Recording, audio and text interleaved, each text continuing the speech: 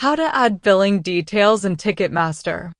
Ticketmaster is a leading ticket sales and distribution company that provides a platform for buying and selling tickets to live events.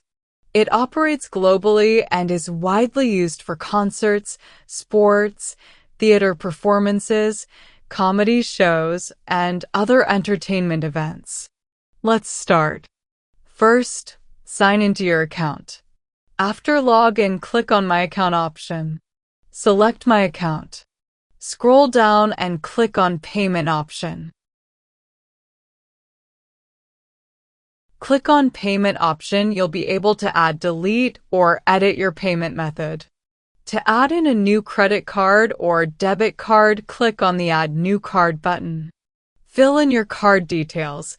This includes your cardholder name, card number, expiry date, and that little CVV code on the back of your card. Write your card details. Enter your address, city, postal code. Click on the Add a New Card button in order to add a credit card on Ticketmaster. That's it. Thanks for watching.